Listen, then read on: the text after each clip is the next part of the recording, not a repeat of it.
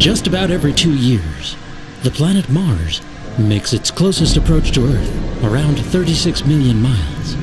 That's when we pack our robotic emissaries off to the red planet, timing their launches to spend the least effort to get there.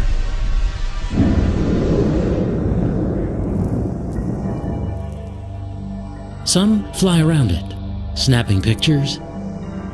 Others land to sample its surface. A few to crawl around its canyons and craters.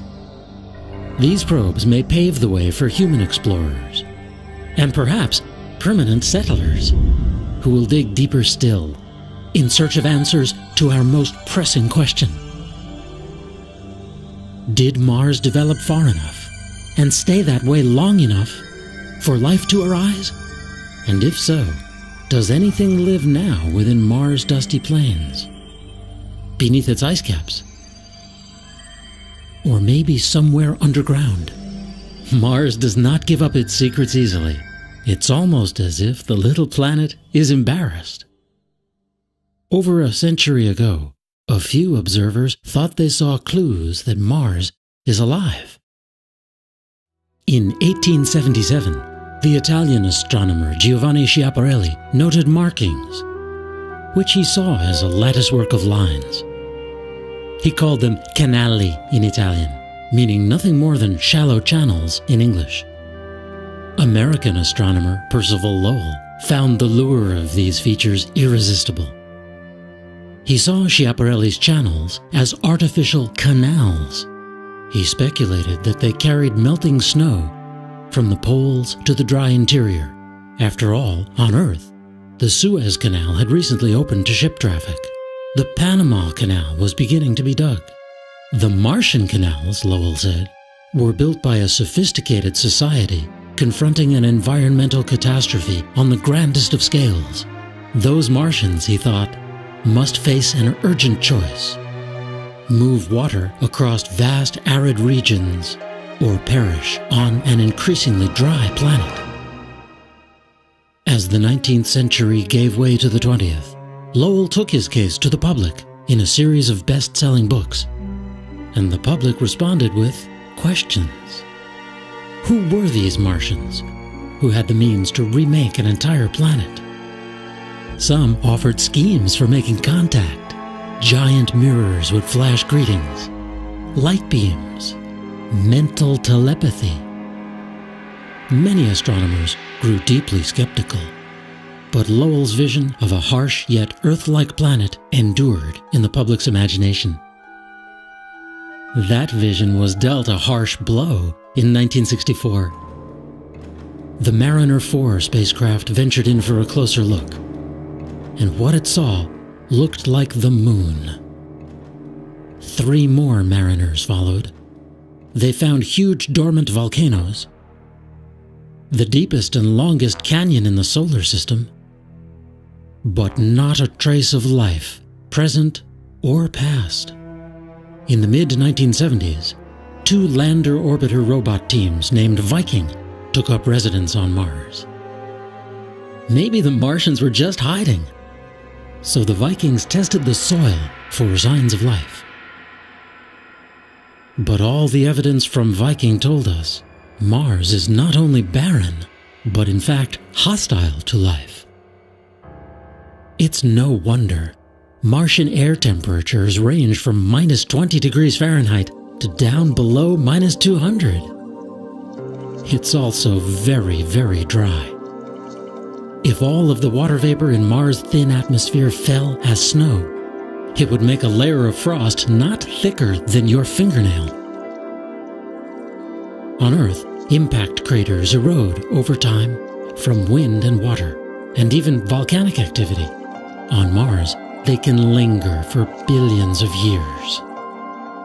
But so can the imprint of riverbeds, lake bottoms, and ocean shorelines, and the Viking orbiters saw a lot of them. It's not hard to believe that a great deal of water once flowed here. But where did all the water go? To find out, scientists needed to do real field geology on Mars.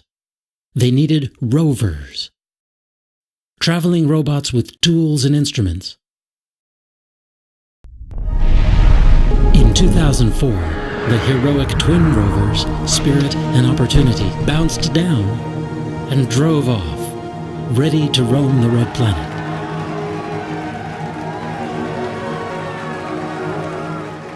Opportunity had come to rest in a small crater at a spot called Meridiani Planum, and it didn't have far to travel. For here, in plain view, on the crater wall right before it, was exposed bedrock, the first ever seen on Mars. Not far away, Opportunity found layered rocks on the face of a cliff. On Earth, rocks like these typically form in sedimentary layers at the bottom of ancient oceans. And at every turn, Opportunity rolled across tiny, smooth, almost perfectly round pellets, called blueberries because they appear dark bluish-brown against Mars' rust-colored surface. Initially thought to be volcanic in origin, these blueberries proved to be iron-rich spherules of exactly the type formed within cavities at the bottom of an ocean. And the rovers had another trick up their mechanical sleeves. They could drill into the rock itself, brush it clean, and nuzzle a spectrometer right up to the virgin minerals. They found that up to 40% of the rocks were sulfate salt, a tracer for standing water. And that wasn't the only evidence. Spirit's broken wheel, dragging behind it, exposed soils saturated in salt. Clearly, these rocks had formed in water. But how long ago? And if you needed to find water on Mars right now, where would you look? One answer: the North Pole. From orbit, it seemed to be covered in frozen carbon dioxide, what we call dry ice. But might water exist below the surface?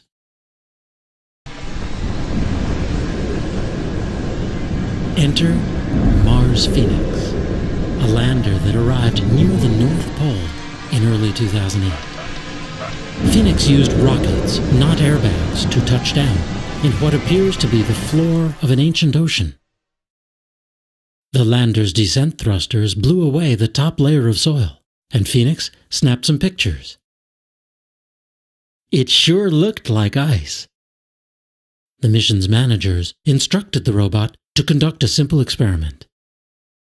Reach out, dig a trench, then watch what happens.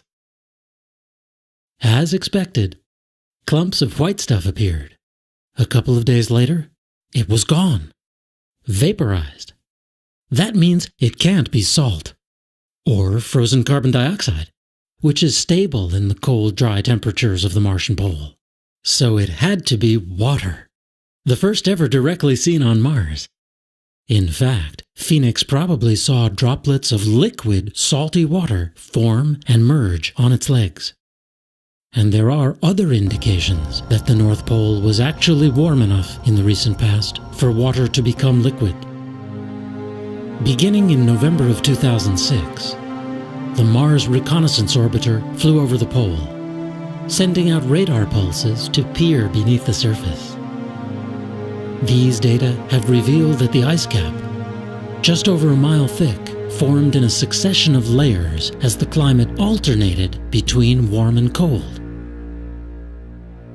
Martian mood swings like this happen because the planet's spin is not stabilized by a massive moon like that of Earth.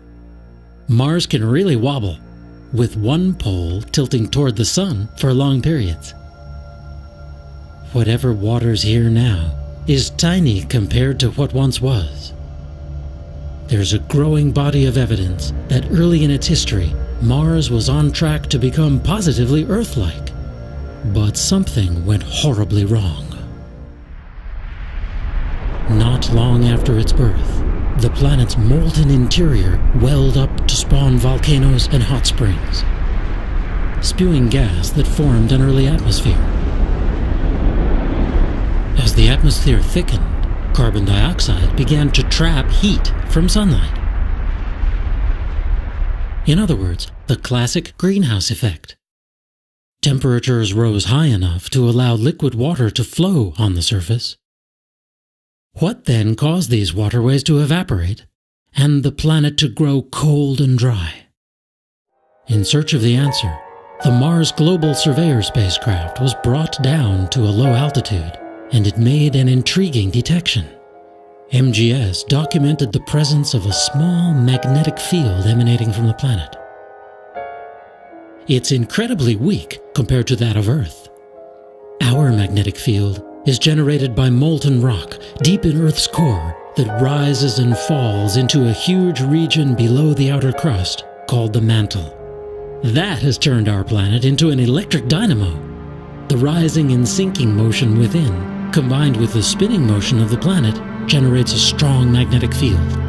This field is strong enough and extends far enough into space to deflect the wind of high-energy solar particles, protecting Earth and its atmosphere. In its early years, Mars too appears to have had a robust magnetic field. Rocks in some of the older craters bear a strong imprint of this field, while newer ones indicate a much weaker field. So what caused Mars' magnetic field to drain away, exposing the planet to solar winds? The answer lies in its violent past, a past that today is still written on the landscape. This is a simple elevation map of Mars' surface, from data gathered by the Mars Odyssey spacecraft. The South Pole, colored in orange and red, is piled high with ice that comes and goes with the seasons. Moving off these southern islands, we make our way north. The landscape is pocked with craters. The largest and oldest ones have slowly faded, softened by wind-blown dust. We now pass into the Tharsis region along the equator. Here, on a wide, high plateau, are a series of enormous volcanoes, including the largest one in our solar system, Olympus Mons. Just to the east is the great Valles Marineris. It's named for the Mariner 9 mission that found this vast gash in the Martian landscape. It's about 2,500 miles long and up to 400 miles wide.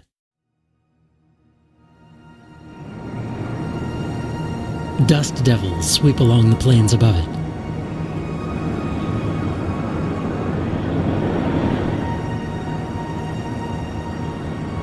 And dust blows up the valley slopes. We can see this incredible landform in a realistic rendering of the data.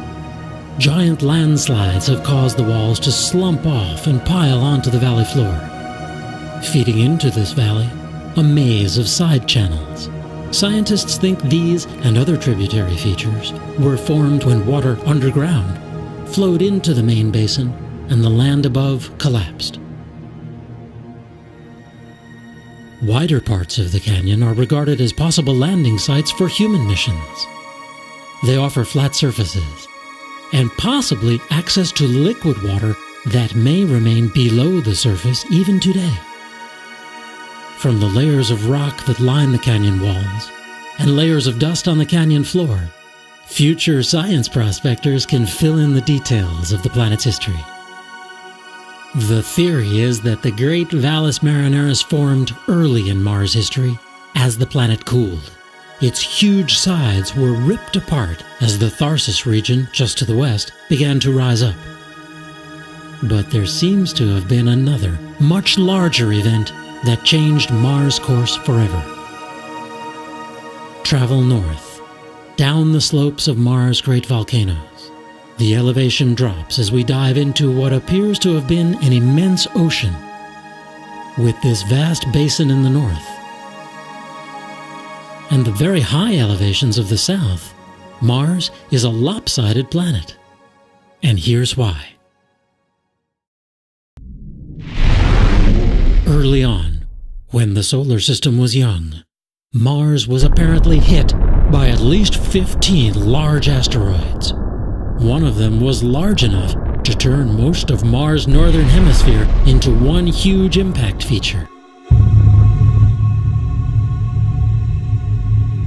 Earth too was walloped by objects this big, but because Mars is small, only about half the diameter of Earth, and has only about a third of Earth's surface area.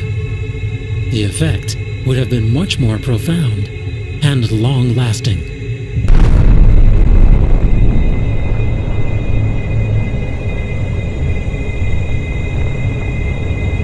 The thinking is that these impacts heated the outer subsurface layer of the planet, the mantle. That prevented molten rock in its core from rising up, and switched off Mars' magnetic field, probably forever. Without its electromagnetic deflector shield, solar radiation began to lash the planet, gradually stripping it of its atmosphere, and thus its blanket of warm air. What water Mars had would have vaporized into space, or frozen underground. Proof that Mars once had a thicker atmosphere may have landed, literally, in Opportunity's backyard. Just recently, the rover spied a strange bluish rock, a nickel-iron meteorite, sitting out on the surface. Streaking through a thin atmosphere, this massive chunk of metal should have made a much bigger dent. But a much more dense atmosphere would have slowed its fall and would have melted its exterior in just the way Opportunity now sees it. Now, there are a few competing theories that explain the disappearance of Mars' magnetic field and its atmosphere. What's certain is that at some point, early in its history, the red planet grew increasingly desolate, and that the tragedy happened fairly quickly. The Martian landscape we see today is replete with coded signals from those early times. Ancient riverbeds and lake bottoms, floodplains, and volcanic cones, as well as the clear battering it received from impacts. But is Mars a dead world? An infrared telescope on Hawaii's Mauna Kea volcano was trained on Mars over several years. Astronomers used a spectrometer to split the light into its individual wavelengths to identify chemical fingerprints in Mars' atmosphere. They found the signature of methane gas in amounts that change from place to place. Methane shouldn't last very long under Mars conditions. There must be some source that replenishes it. That source could be biological, perhaps microbes alive and well somewhere underground. Or the methane could be coming from volcanic activity, or maybe chemical reactions in Mars' crust. So far, neither satellites flying over Mars nor robots on the surface have turned up anything close to clear proof of living organisms. It may take the searching eyes, flexible minds, and nimble fingers of human explorers to find that buried treasure if it exists. In the meantime, we're finding that even if Mars appears dead, it's certainly not dull, though Mars has nowhere near the dynamism of Earth. With our oceans, turbulent atmosphere, volcanism, and shifting continents, Mars does do some fascinating things. If you take an atmosphere, however tenuous, add heat from the sun so it blows over the dry plains, you get the renowned dust devils of Mars. With no trees to hold down the soil, landslides are common. The Mars Reconnaissance Orbiter has returned images showing that Mars is actively remaking its surface. No, not in the canals built by the Martian engineers of Percival Lowell's imagination, but in picturesque sand dunes shaped by the wind, and in intricate landscapes molded by a gradually changing climate. Whether or not we ever find life forms on Mars, we can still marvel at the incredible beauty of its landforms, subtly sculpted over eons of time, on a world that never was.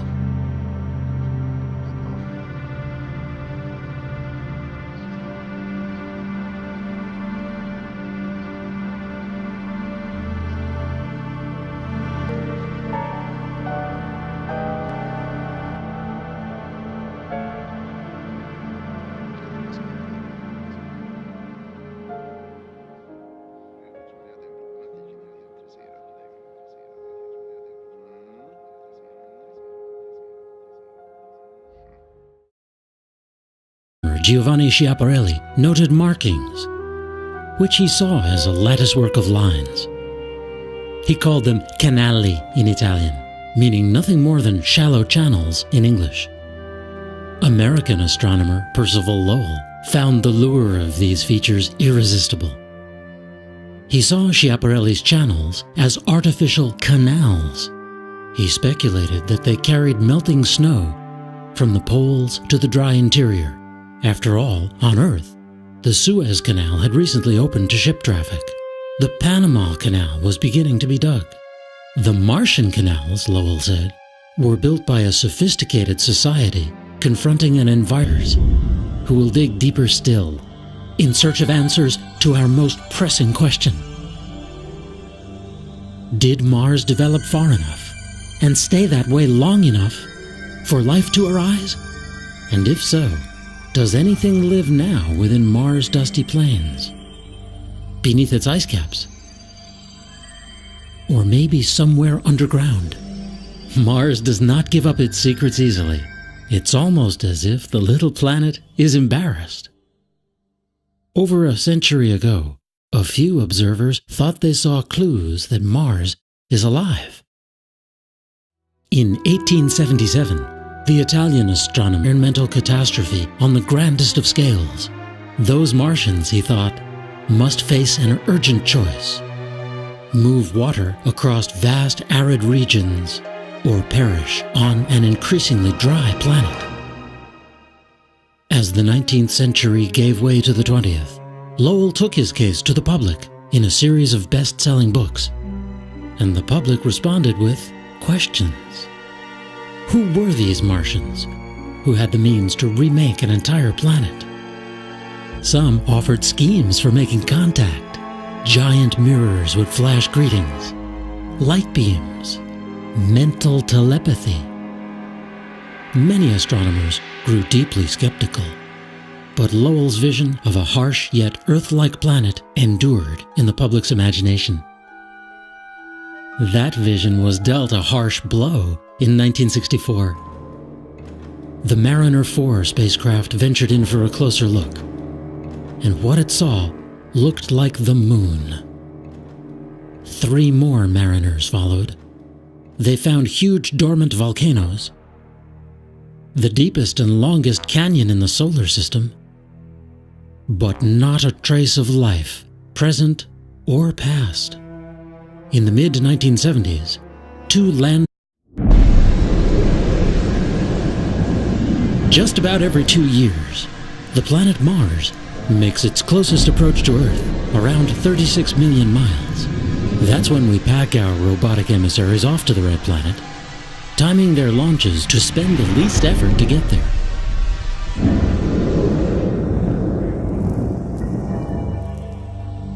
Some fly around it, snapping pictures. Others land to sample its surface. A few to crawl around its canyons and craters.